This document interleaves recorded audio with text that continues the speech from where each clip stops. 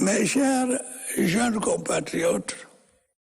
je tiens cependant à vous encourager à vivre au rythme de votre temps et à tirer avantage du développement numérique et technologique pour améliorer dans le monde réel vos conditions de vie et celles de vos compatriotes. Assalamu alaikum wa rahmatullah derɗiraɓe laaroɓe mi hofni on mi yelanake on kayruji ɗuɗɗi kala tawete ɗon nder duniyaru fuu ɗum derɗi ko moɗon Adamou Harouna bantandaɗo ɗum walla seko yeeso moɗon ɗon on genɗum image arɗiɗo lesdi Cameroun son excellence Paul Biya wato derɗiraɓe ɗum ko larani bolliɗe ɗe ardiɗo lesdi meɗen ɗum wolwani derke en ma bo en mbiya jeune en ñande le 10 février 2023 o wolwiɗe ɗe bolliɗe tilimɗe ɗe hani goto nder men fu fama musamman de derke en ɗuɓɓe nder meɗen keɗitake ɗe woɓɓe feere faami woɓɓe feere o faamayi woɓɓe feere ha posini question ji par rapport à dede ko ɗo wolwa man ɗo wot ko ɗo wolwa o répétiti ɗum woɓɓe ɗuɓɓe nder derraɓe posini question dalila may ɗo mi wi addu accu ha mi wadda mi ɓedda ɗe charha dow majum hani goto fu watana ɗum hakkilo faama e ha bolliɗe mako may ɗo bo woodi ko cappi en jur paamowo ka faami mo faamayi on tan on faamayi donc marɗo hakkilo ko bo gatanɗo ɗum hakkilo fu mi yiɗi mi wiya faamidede ko yiɗi wigo man ɗo amma en lorele en keɗite ko wiman ɗo wota mi tawi seɗɗa ha mi waɗana en keɗito ensemble nden mi lutta fastitirango en mi wiya en kujeji je hani en gattana hakkilo boɗɗum deydey ma bo nder ko bo dow ko wiman ɗo to en keɗite ensemble. Je m'y engage. Mes chers jeunes compatriotes, face aux crises multiples qui caractérisent le contexte actuel et aux difficultés qui en découlent, il est normal que, comme les jeunes du monde entier, vous puissiez vous sentir quelque peu désorientés. Il est normal que vous soyez tentés de vous laisser gagner par le doute, par la peur du lendemain. N'en faites rien. Ne baissez surtout pas les bras. Au contraire, armez-vous de votre intelligence, de votre sagesse, de votre détermination, de vos compétences et de vos talents pour relever les défis du présent et du futur. L'éducation, j'ai déjà eu l'occasion de vous le dire, est à cet égard incontournable. À quoi vous servirait-il d'être talentueux si vous n'êtes pas organisé? À quoi vous servirait-il d'être intelligent si vous vous découragez face à la première difficulté? Vous devez donc continuer à vous éduquer. Vous devez également continuer à cultiver le goût de la discipline et de l'effort.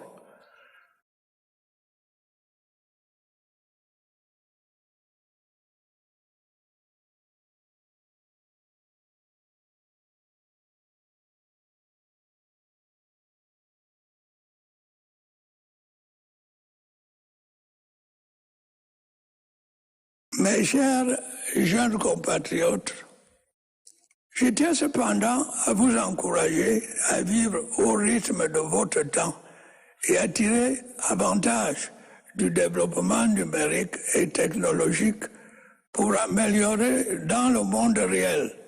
vos conditions de vie et celles de vos compatriotes.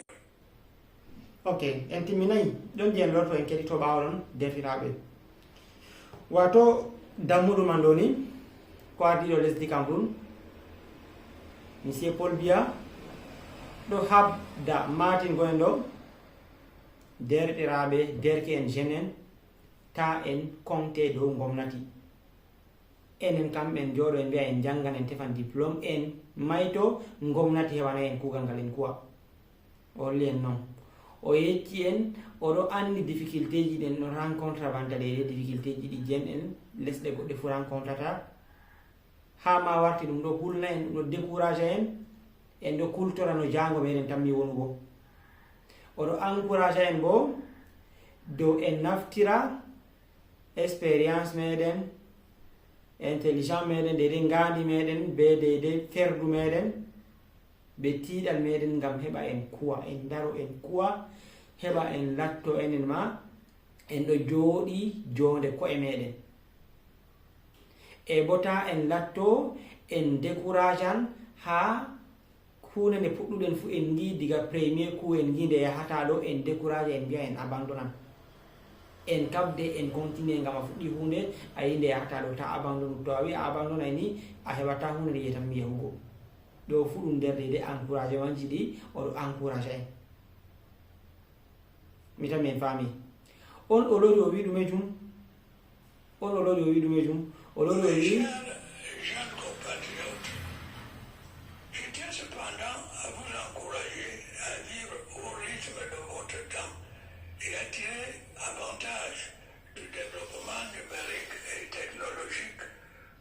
mi tan min faami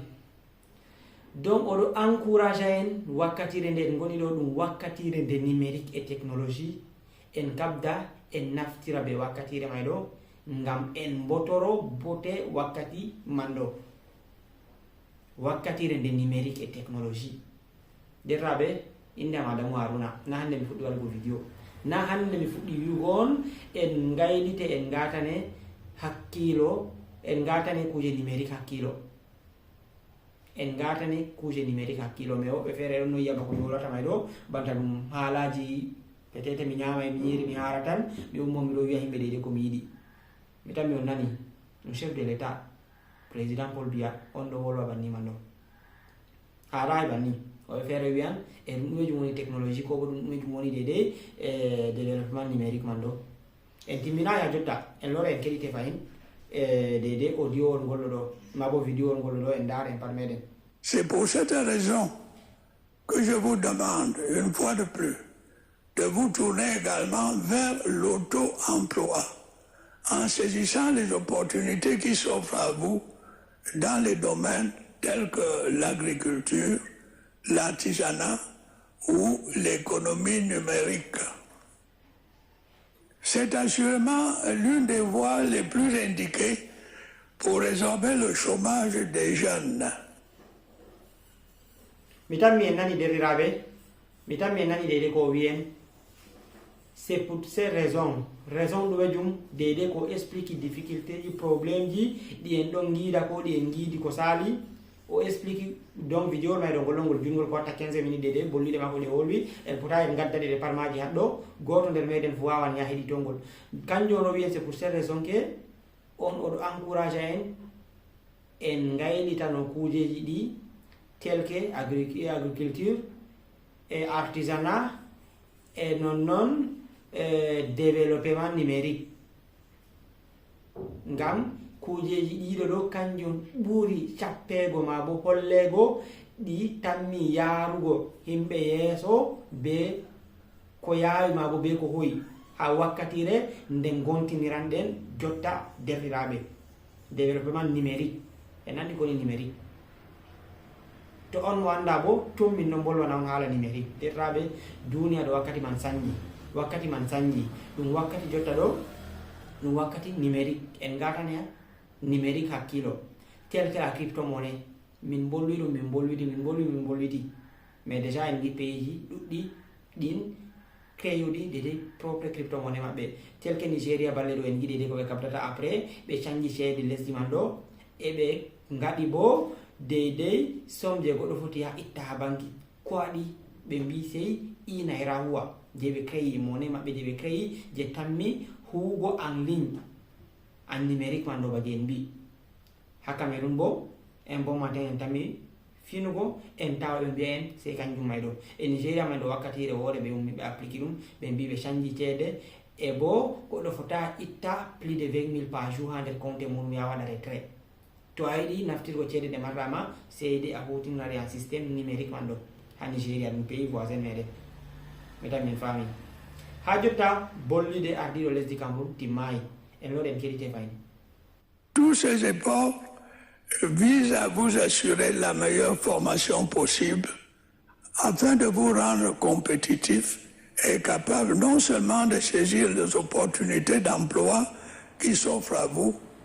tant au niveau local qu'international, mais surtout de devenir de véritables auto-entrepreneurs. Mes chers jeunes compatriotes, dans le souci de favoriser votre insertion dans le marché de l'emploi, l'État mène des actions qui visent à promouvoir la culture entrepreneuriale nécessaire à l'autonomisation de la population jeune. Mesdames et messieurs, on encourage une formation professionnelle, ngam ɗumejum ngam heɓa yeeso meɗen wooɗa, ngam heɓa ustana en dede chômage e heɓa en garta entrepreneur en garta bo en indépendant koye meɗen,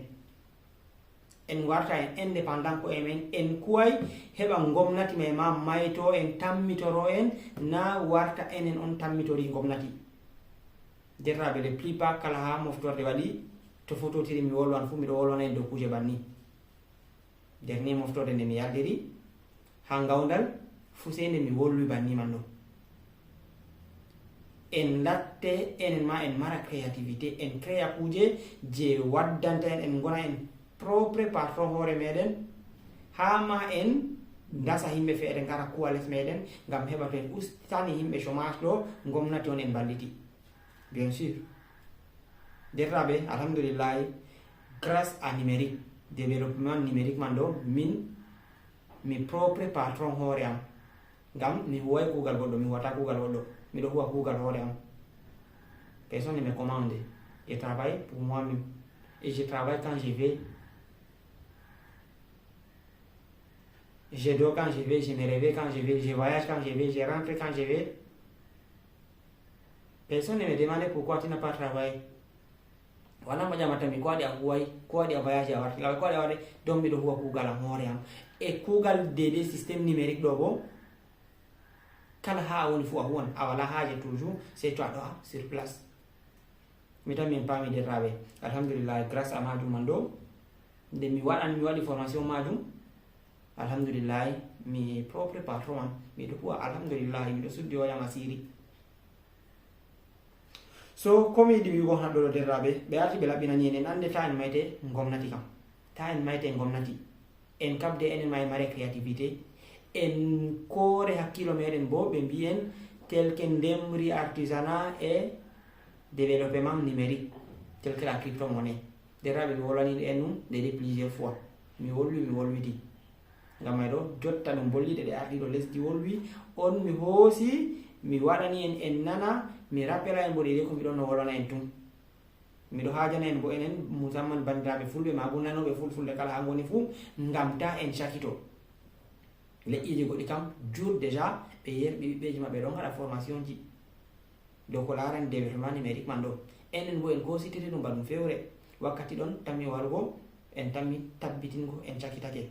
E jotta bo miɗo wiya on derraɓe himɓe je ɗo hoosi systéme pilu traditionnel ba je nane ɗo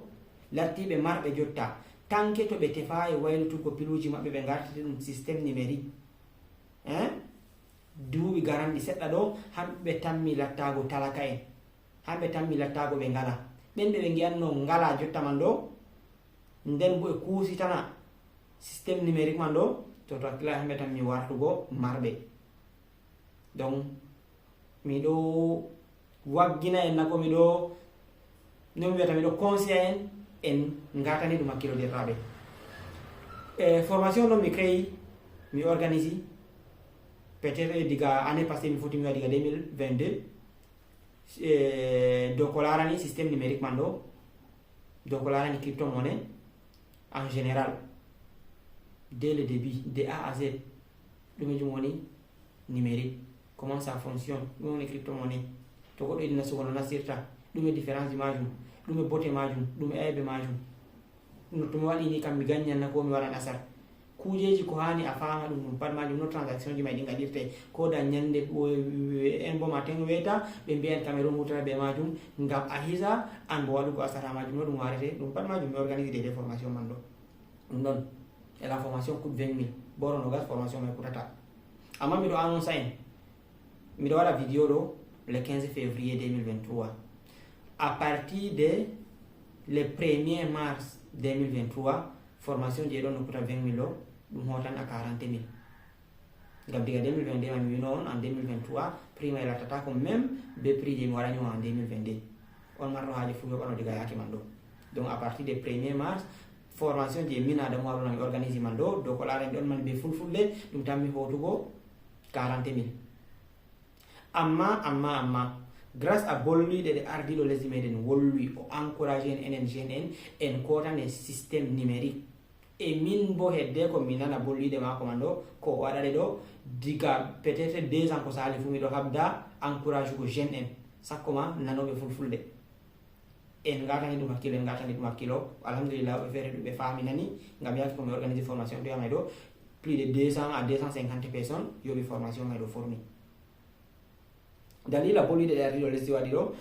mi wi mi waɗan systéme feere ma bo min bo mi waddan contribution am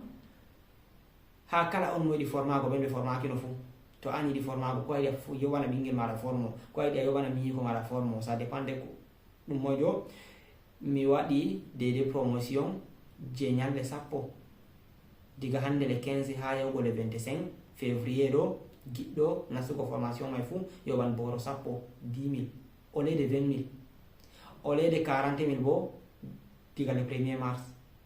diga le 15 février ɗo yawgo le 25 février waddu boro sappo maɗa mi yerɓante mi hokkete ɗe formation dow ko larani numérique man ɗo dow ko larani crypto monnaie en général mi tan mi a faami amma diga le 25 février formation may ɗo hota dow nono ɗum wonno 20 000 yaw ha yawgo le 28 enandi lewru février le 28 jour mari diga le 1er mars formation may ɗo hota dow 40 000 eno noon formation feere ɗon no ɗiɗaɓa bo dow ko larani Binance P2P achat et vente des crypto no a sodirta ɗum diga compte ma mobile money ko Orange Money e taɗo mani ɗum ha compte ma mobile e ha armari crypto money no a sodirta ɗum warta chéri franc CFA ha compte ma mobile money e no a waɗirta ɗiɗi analyse ji heɓa fama crypto ɗo kam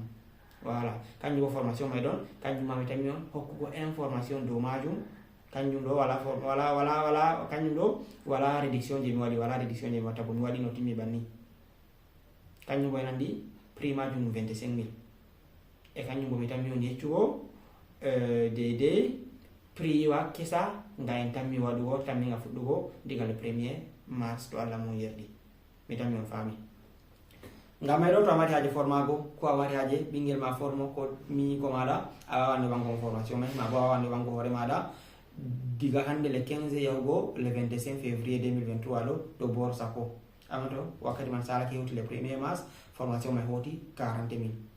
donc c'est à toi de choisir a yoɓan 10 000 diga yottana malla c'est to ɗum hoti 40 000 nden a yoɓan ko a yoɓa 40 000 Adamou Harouna bo a tammi yoɓugo peut être 100 000 ou 200 ou 1 million ha goɗɗo feere ngam min yaki komi formation may ɗo yaki komi formi 600 000 on mi yoɓi mi formi boro 1jeego ɗo fu ɓe favorise mi ɓe wannimi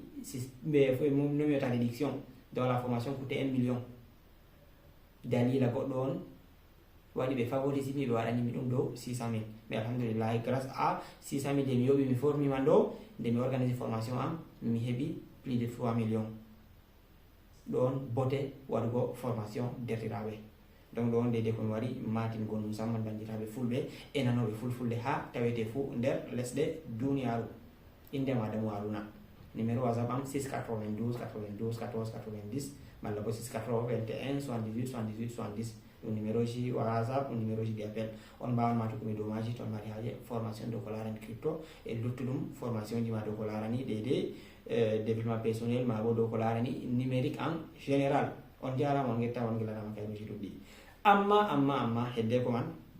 hami wanna en dede vidéo feere bo on nana hami wanna en vidéo feere on nana hami wanna en vidéo feere on nana. Le plus grand voleur de tous les temps, c'est celui qui vole ton temps. The greatest thief of all the time is the one who steals your time. Et ce voleur en Afrique s'appelle école. L'école, c'est le plus grand voleur des jeunes africains qui peut te conserver pendant 25 ans, tout en sachant qu'il n'a rien pour toi à la fin, mais il te conserve quand même. C'est pourquoi j'ai dit à la jeunesse africaine que nous ne sommes pas des Chinois, les Français, les Américains, les Indiens, et ils vont à l'école pour préserver des acquis. Parce que les arrière-grands-parents était riche. Mais si ton papa n'a rien, ta maman n'a rien, c'est toi qui cherches master, mais tu n'auras que tes yeux pour pleurer après. Parce Donc, qu'est-ce qu'il faut faire au lieu de chercher ce qu'il faut faire, il faut chercher l'essentiel. L'essentiel, c'est de savoir lire et écrire, de savoir raisonner. Et tu rentres dans l'auto-éducation. Pourtant, on lit et écrit, on apprend à lire et à écrire. Derrière la famille. Donc, coach Simon Vitrago. Oyen, coup de Mauro, Africain école. Mais on est contre école, on est contre école, mais on peut y aller non. Atalaka, abitalaka, atanu talaka, Ajumaro janga l'école. A diplôme ngaba nga wiya hebana anka yara master 2 idea wada ni idea wada doctorat idea wada ankam wada no inde majum idea wada enam deram a andi kebeyo c'est impossible to aya ta be majum école lo hose 25 ans 30 ans mais à la fin wala ko ngasiganima c'est de nga yerbite adilla chômage ngam to andi abi talaka andi to enam a wiyata fa kam andi kabbe jehani a réserva sappo koy sappo e joyi on hani a réserva to aydi a wada enam n'est-ce pas bon mi acca kanka ka do anami dayo and then a walade ado continue ha to yata mi darago ngam ay do wi l'essentiel c'est de savoir lire et écrire. Après, à la fin des formations, Kolarai, hunde de foti avancement, nafuma facilement. Mesdames et famille, min fu don dede mi do conseil de rabe. Peut-être ndel men